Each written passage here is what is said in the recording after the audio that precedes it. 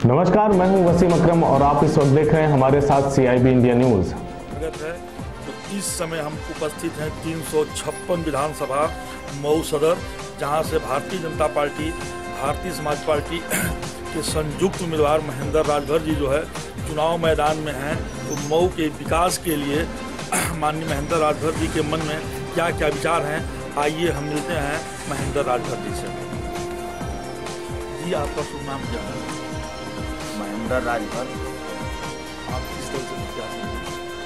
भाजपा से उम्मीदवार मऊ सदर विधानसभा 356 से मैं प्रत्याशी हूँ। महेंद्र जी, अगर आप विधायक बनते हैं तो आपकी प्रथम प्राथमिकता क्या है? यदि जनता का सम्मान मिलता है, जनता के ताकत से महेंद्र राजभर लखनऊ के पंचायत में गया तो जनता के हर सवालों पर महेंद्र राजभर खर्रा उतरेगा। जो 20 वर्षों से मऊ सदर विधानसभा का विकास रुका हुआ है, इस विकास की गति को महेंद्र राजभर काफ़ी दूरी तक बढ़ाएगा। महेंद्र जी, एक अहम मुद्दा यह है कि आप एक बाहुबली के खिलाफ चुनाव लड़ रहे हैं। जैसा कि लोग कह रहे हैं कि महेंद्र जी बहुत शरीफ हैं, बहुत सज्जन हैं, उनका राजनीतिक जीवन ही जो है सज्जनता से शुरू हुआ है, और वो जो है एक बहुत बड़े बाहुबली के खिलाफ चुनाव लड़ रहे हैं। तो बाहुबली के खिलाफ जो आप चुनाव लड़ रहे हैं, उसमें आपको कैसा महसूस हो रहा है? जो तरह तरह की चर्चाएं हो रही है कि महेंद्र राजभर कमजोर उम्मीदवार हैं बाहुबली के साथ। नहीं, कमजोर उम्मीदवार की बात नहीं हो रही है। आप कमजोर उम्मीदवार नहीं हैं। आप जो है केंद्र में जो है भारतीय जनता पार्टी की सरकार है, आप नरेंद्र मोदी और अमित शाह और ओम प्रकाश जी के संयुक्त उम्मीदवार हैं, तो आप कमजोर उम्मीदवार नहीं हैं।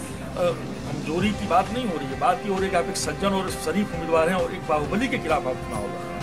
तो उसमें आपका कैसा अनुभव है? अत्याचार पर अत्याचारियों पर शरीफ ही भारी पड़ता है। और ये जो हम आपसे चर्चा कर रहे थे, लोग कह रहे हैं, मैं नहीं कह रहा हूँ, जिस पर ओम प्रकाश राजभर देश के प्रधानमंत्री मोदी जी का हाथ हो, उसको लोग कमज़ोर कहते हैं। ये 2-4% मजबूत किस्म के लोग हैं, बस यही लोग अफवाह फैलाने में है। जनता पूरी तरह से ओम प्रकाश राजभर देश के प्रधानमंत्री मोदी जी के साथ है। महेंद्र राजभर इस बार लखनऊ के पंचायत में जनता के ताकत से पहुंचेंगे, इसको कोई रोकने वाला धरती पर माई का लाल पैदा नहीं। महेंद्र जी, मैं एक और सवाल आपसे पूछता हूं कि अभी जो है समाजवादी पार्टी के एक नेता ने जो है कहा है कि नरेंद्र मोदी जो है आतंकवादी हैं, क्या भारत का प्रधानमंत्री आतंकवादी? ऐसा कोई बात नहीं है। समाजवादी पार्टी में तो आपने आज की 1 महीना पहले देखा, बाप बेटा में खूब नोकझोंक थी।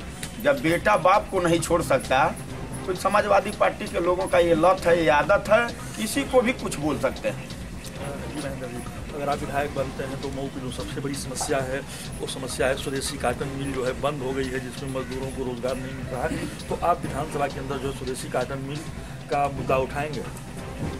देश के प्रधानमंत्री जी जितने पूर्वांचल के कल कारखाने उद्योग बंद हैं, बहुत से प्रधानमंत्री बनते ही बहुत से कल कारखाने मिलों को उन्होंने चालू कराया।